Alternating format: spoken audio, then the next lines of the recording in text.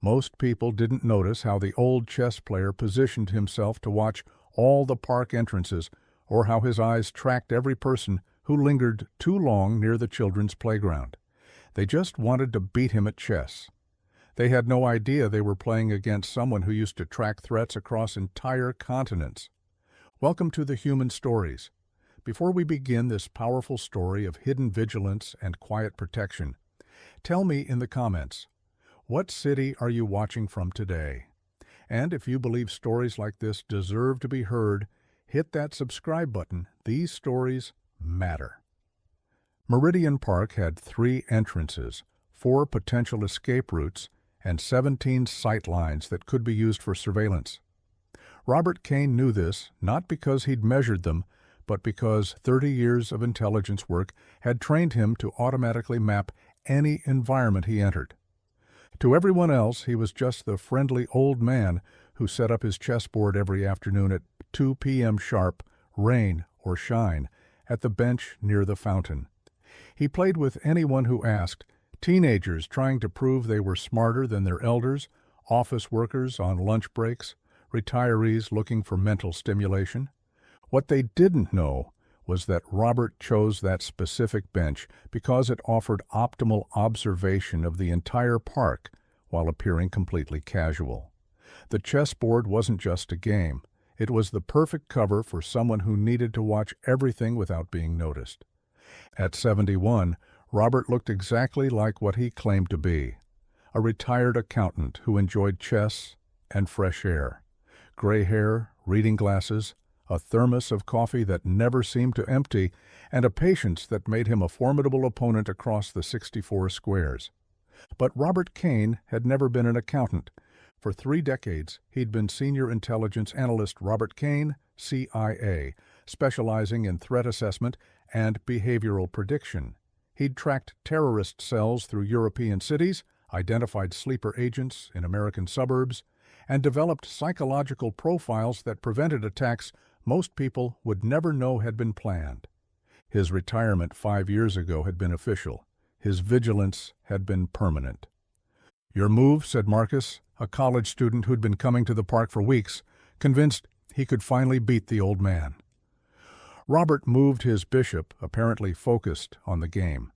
But his peripheral vision was tracking a man in a blue jacket who had been sitting on the same bench for 47 minutes, reading the same newspaper page and glancing toward the playground every 30 seconds. "You're getting better," Robert told Marcus, though his mind was calculating the statistical probability that someone would spend nearly an hour reading a single page while repeatedly observing an area containing dozens of children.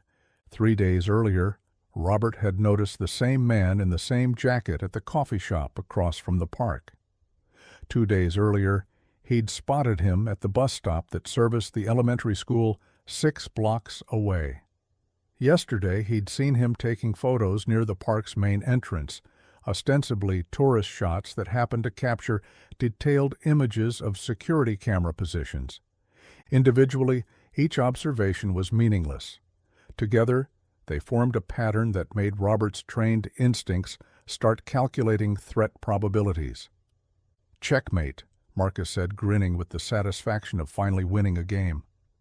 Robert smiled and congratulated him, but his attention was on the man in the blue jacket who was now walking slowly toward the playground area where a dozen children were playing on the swings and climbing equipment. "Same time tomorrow?" Marcus asked, already packing up his pieces. "Wouldn't miss it," Robert said, though he was already mentally composing the phone call he would make as soon as Marcus left. 20 minutes later, alone at his bench, Robert pulled out a cell phone that looked ordinary, but was connected to numbers that most people didn't know existed. "Thompson," answered a voice that sounded like it was expecting bad news. "This is Kane," Robert said, continuing to arrange chess pieces as if preparing for another game. "I need to report a potential threat assessment." Agent Sarah Thompson had worked with Robert for 8 years before his retirement. She knew that when Robert Kane called with a potential threat, it usually meant something that would keep her awake at night. "Go ahead." "Meridian Park, Northwest Sector. Adult male, approximately 35 to 40, blue jacket, dark hair, been conducting surveillance for at least 3 days.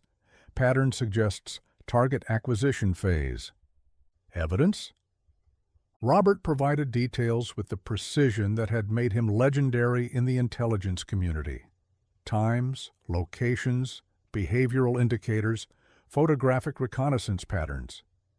He spoke quietly, never looking up from his chessboard, appearing to anyone watching like an old man talking to a friend about his next game.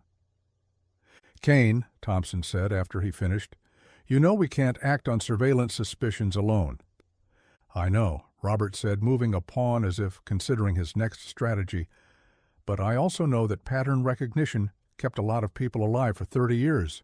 Your call?" After Thompson hung up, Robert continued his afternoon routine.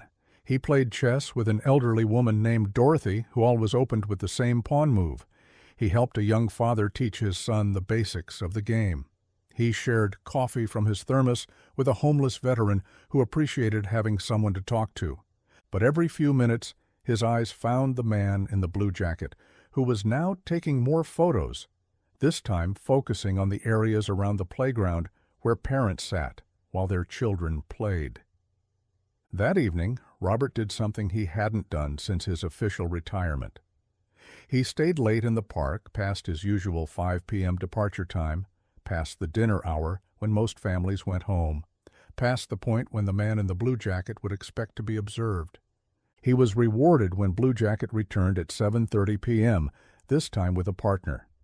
Both men spent 20 minutes walking the perimeter of the park, paying particular attention to entrances, exits, and the kind of tactical considerations that had nothing to do with enjoying public green space. Robert photographed them with a camera lens that was considerably more sophisticated than anything a chess-playing retiree should own, and sent the images to Thompson with a message that consisted of a single word: escalated. The next afternoon, Robert was back at his bench at 2 p.m. sharp, chessboard set up, thermos filled, reading glasses positioned for optimal view of the entire park. But this time, he wasn't alone. Agent Thompson sat across from him, examining the chessboard with the kind of focus that suggested she was learning more than just game strategy. "Impressive setup," she said quietly, moving a pawn. "You can see everything from here." "That's the idea," Robert replied, his eyes tracking 3 new faces that hadn't been in the park the previous day. "Your move."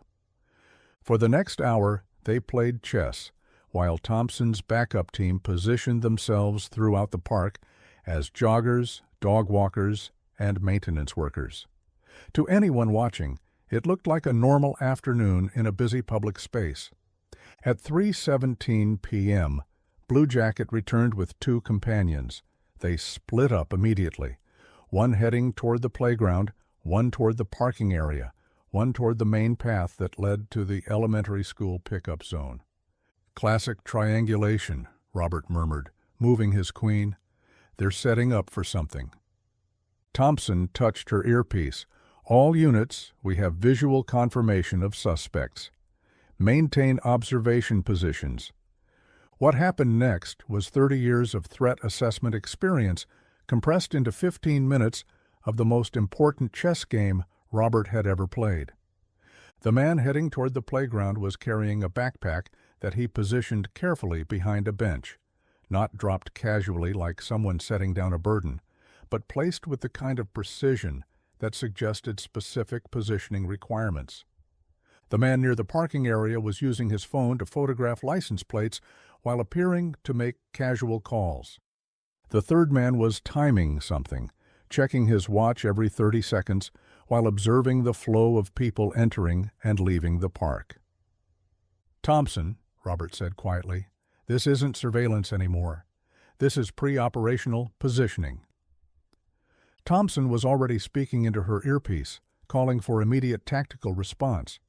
But she was also watching Robert, who was reading the situation with the kind of calm expertise that comes from decades of predicting human behavior in high-stakes situations.